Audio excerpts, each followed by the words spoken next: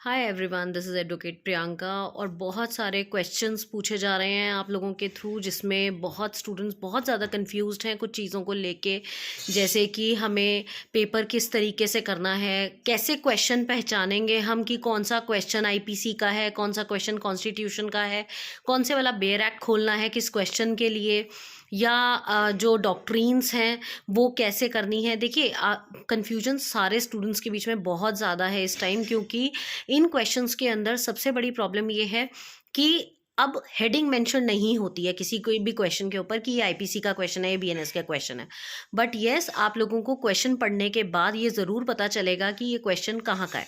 मैंने आप लोगों को पहले भी एक ट्रिक बताई है जिसमें आप लोगों को ये बताया जाता है कि according to IPC cognizable offence किस में, कौन से सेक्शन में आता है। तो आपने सीधे सीधे आईपीसी का बेयर एक्ट खोलना है।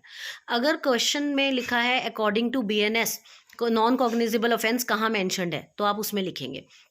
आपने क्या करना है, आपने क्वेश्चन को बड़े ध्यान से पढ़ना है। जहां ऑफेंस क्राइम की बात हो रही है वो डेफिनेटली आपको आईपीसी और बीएनएस में मिलेगा।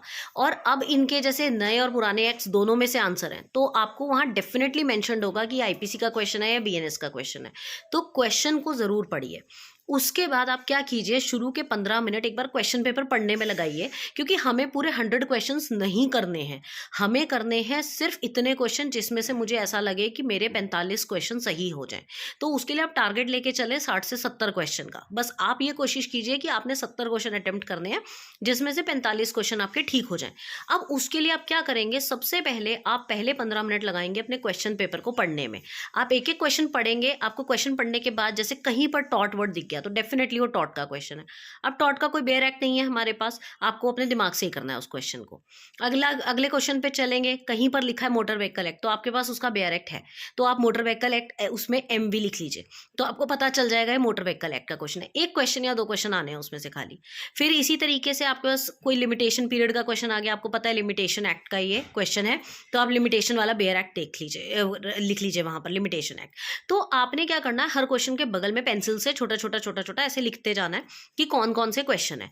अब उसके बाद क्या करेंगे, जब आप ऐसे पूरा पेपर कर लेंगे, एक बार देख लेंगे, और अगर कोई क्वेश्चन ऐसा है जो आपको बिल्कुल लगता है तो मेरा पढ़ा हुआ है, उसका आंसर वहीं पर एक छोटा सा निशान लगा लीजिए, ताकि आप बाद में ओएमआर शीट में डाल दें। अगर एग्जामिनर आपको अलाउ नहीं करता है तो आपके बगल में ही ओएमआर शीट पड़ी है, क्वेश्चन नंबर को ध्यान से देखते हुए ओएमआर शीट में वही आंसर उसका मार्क भी कर लीजिए, ताकि जो शॉर्ट क्वेश्चन है जो आपको पता है कि हाँ इसका आंसर तो मुझे 200% पता है, तो उधर वहीं पर आप उसको मार्क कर लीजिए। बट ध्यान रखिएगा, जल्दबाजी मत करना, क्योंकि कई बार क्वेश्चन ट्रिकी होता है। फर्स्ट इंस्टेंस में देख के लगता है इसका आंसर ये है, मगर अगले ही पल जब आप उसे 2-3 बार पढ़ते हैं तो उसका आंसर चेंज होता है। तो प्लीज़ जल्दबाजी मत कीजिएगा। सेकेंड थिंग ये कि कुछ लोगों को ये लग रहा है कि हम लोगों को डॉक्ट्रीन्स नहीं समझ में आती, याद नहीं हो रही है, सारे लैटिन लैंग्वेज है।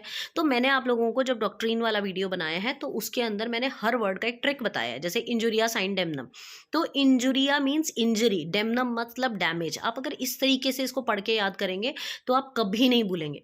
वॉलेंटिया नॉन फिट इंजुरिया, तो इस तरीके से आप इसको याद करेंगे। नेमो जुडेक्स इन कॉजा सुआ, तो जुडेक्स जुडिशरी, ठीक है, कॉजेक्स, कॉजेक्स मीन्स कॉज।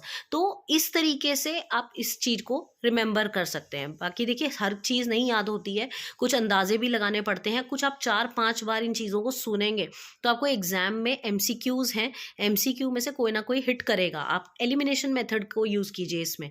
अब what is elimination method? Elimination method एक ऐसा मेथड होता है जिसमें आप आंसर, अगर आपको नहीं आता है तो आप जो गलत आंसर है, जो आप ये श्योर है कि ये तो गलत है, उसको कट करते जाइए कि ये तो बिल्कुल नहीं है, ये इसका बिल्कुल नहीं है। तो एक एक करके जब आप आंसर करेंगे तो आपके पास लास्ट में 2 ऑप्शन या 3 ऑप्शन रह जाएंगे, तो आप ये देख सकते हैं कि इनमें से परफेक्ट आंसर कौन सा लग रहा है। बट ये कोशिश आप तब कीजिएगा जब आपके जितने आपको आते हैं वो वाले क्वेश्चन आपने कर लिए हैं, और अभी आपको लग रहा है कि आपको 5-10 और अटेम्प्ट करने चाहिए, क्योंकि 40 के करीब ठीक है, तो आपको 5 और चाहिए सही। तो आप उनमें फिर ये ट्राई कर सकते हैं, और ट्राई करने में कोई हर्ज नहीं है, क्योंकि नेगेटिव मार्किंग तो है नहीं, तो यू कैन ट्राई। तो कोशिश कीजिए थोड़ा सा आराम से पेपर को अटेम्प्ट करने की।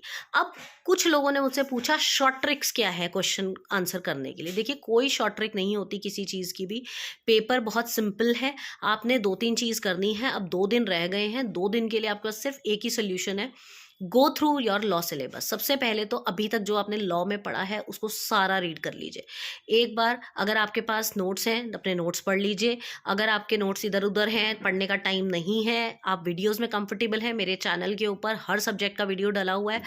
प्लेलिस्ट खोलिए, फास्ट फॉरवर्ड कीजिए, 1.5 घंटे की प्लेलिस्ट है, पूरी पूरी प्लेलिस्ट को सुन लीजिए। जितना भी आप सुन सकते हैं, कोई टाइम वेस्ट नहीं होगा आपका। 1.5 घंटे में पूरी प्लेलिस्ट आप सुन लेंगे। फास्ट फॉरवर्ड कीजिए और जस्ट सुनना है उसे, लिखने की भी ज़रूरत नहीं है, जस्ट लिसन। जब आप लिखते हैं और पहले आप एक बार उस पेपर का एग्जाम दे चुके हैं तो आपको सब याद आ जाएगा पेपर के दौरान। बेयर एक्ट में से सेक्शन देखने के क्वेश्चंस हैं। जिन्होंने बेयर एक्ट अभी तक नहीं लिया है और सिर्फ सीधे सीधे कल या परसों में लेने वाले हैं, उनको मैं स्ट्रिक्टली ये बात बोलूँगी कि अपने अपने बेयर एक्ट्स पे एक एक नज़र ज़रूर मार लीजिए। बेयर एक्ट जिसने आज तक नहीं देखे हैं उनको बहुत मुश्किल होने वाली है सेक्शन समझने में। ज़्यादा कुछ नहीं करना है, बेयर एक्ट में से क्वेश्चन देखिए, कॉग्निजेबल ऑफेंस कहाँ लिखा हुआ है, लिमिटेशन पीरियड किस चीज़ का क्या है वो कहाँ लिखा हुआ है। तो इंडेक्स सबसे पहले खोलना है, इंडेक्स के बाद आपने अंदर जाना है अगर उसमें ज़रूरत है तो। अगर इंडेक्स में ही आंसर मिल जाए तो बहुत अच्छी बात है, फिर आपने अंदर भी नहीं जाना। एक अमेंडमेंट वाले क्वेश्चन के ऊपर बहुत लोगों को डाउट आ रहा है कि अमेंडमेंट वाले क्वेश्चन कहाँ से करेंगे। अमेंडमेंट जो है वो क्या उसमें नहीं है, बेयर एक्ट में नहीं है। जी बिल्कुल गलत सोच है, अमेंडमेंट के क्वेश्चन बेयर एक्ट से ही निकलेंगे। मैंने इस पर एक सेपरेट वीडियो बना के डाला हुआ था जिसमें बताया था मैंने कि अमेंडमेंट का क्वेश्चन किस तरीके से सॉल्व करना है। अमेंडमेंट का क्वेश्चन आया, आपको क्वेश्चन से ही पकड़ना है कि जैसे 301 की अमेंडमेंट जो है वो कौन से ईयर में हुई थी, या कौन सी वाली अमेंडमेंट में राइट टू प्रॉपर्टी रिपील हुआ था एज ए फंडामेंटल राइट। तो इस तरीके के क्वेश्चन जो हैं, आपको जहाँ सेक्शन लिखा होगा तो आप उस सेक्शन में जाएंगे, उस सेक्शन के ऊपर वहाँ पर जो अमेंडमेंट होगी उसके ऊपर 1 या 2 लिखा होगा कहीं पर उस सेक्शन के ऊपर, और वो नीचे फुट नोट में उसका अमेंडमेंट आपको दिख जाएगा। तो नीचे जो फुट नोट्स होते हैं बेयर एक्ट के, वहाँ अमेंडमेंट के आंसर्स होते हैं।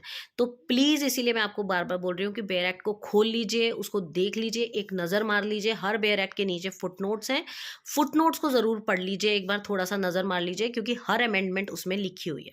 आपके बेयर एक्ट के लास्ट में स्केड्यूल्स भी दिए हुए हैं, अमेंडमेंट्स भी लिखी हुई हैं, उसमें भी आपको आंसर मिल सकता है। तो थोड़ा सा यूज टू हो जाइए बेयर एक्ट से, ताकि आप बेयर एक्ट को यूज़ कर सकें। कम क्वेश्चन नहीं आने हैं बेयर एक्ट से, 30 क्वेश्चन करीबन आने हैं, तो बहुत ही मोटा पोर्शन है। एक लास्ट एडवाइस ये है कि हमारे जो इस पूरे पेपर के अंदर कुछ सब्जेक्ट्स ऐसे हैं जिसमें जो ज़्यादा मार्क्स के हैं, जैसे कि आपका constitution of India, IPC, BNS, इसके अलावा सीआरपीसी, सीपीसी, और इसके अलावा आपका एविडेंस एक्ट, ठीक है, और इसके अलावा आपका law of contract, specific relief act, property act and negotiable instrument act. ये ऐसे हैं जो 8-8 नंबर के आने हैं। तो इन बेयर एक्ट को थोड़ा अलग रख लीजिए, और जो बाकी के छोटे छोटे छोटे छोटे बेयर एक्ट्स हैं उनको थोड़ा सा अलग रख लीजिए। तो इससे क्या होगा कि आपको जो प्रायोरिटी वाले क्वेश्चन है, 60 नंबर का पेपर हमारे 8-8 10-10 नंबर वाले जो हैं, पहले उनको ट्राई करना है आपने, ताकि 60 क्वेश्चन वहीं से निकल जाए। उसके बाद जो छोटे छोटे क्वेश्चन हैं, ऐसा नहीं मैं कह रही हूँ कि उनको छोड़ना ही है आपने, बट टाइम बहुत होगा आपके पास, आप आराम से कर सकते हैं। थोड़ी सी मैनेजमेंट करने की ज़रूरत है। अगर आप मैनेजमेंट थोड़ा सा करके चलेंगे, बेयर एक्ट्स पे निशान लगा लीजिए कि 8 नंबर वाले क्वेश्चन इस पे हैं, 4 नंबर वाले क्वेश्चन इसमें हैं, तो आप उन बेयर एक्ट को वहाँ समझ सकते हैं। क्वेश्चन पेपर में 8 क्वेश्चन आपके आईपीसी और बीएनएस में से, आईपीसी बीएनएस का क्वेश्चन बेयर एक्ट पहले अलग कर लीजिए। क्वेश्चन आपने मार्क कर लिया 8 क्वेश्चन, आप फटाफट आईपीसी का बेयर एक्ट निकालिए, जो सेक्शन वाले क्वेश्चन है उसको फटाफट मार्क कर लीजिए, जो आपको वैसे आते हैं पढ़ के उसको मार्क कर लीजिए। आपके कम से कम 8 में से 5-6 कुछ तो सही होंगे। तो थोड़ा सा स्ट्रैटेजिकली इस पेपर को करने की ज़रूरत है, थोड़ा सा समझदारी से करने की ज़रूरत है।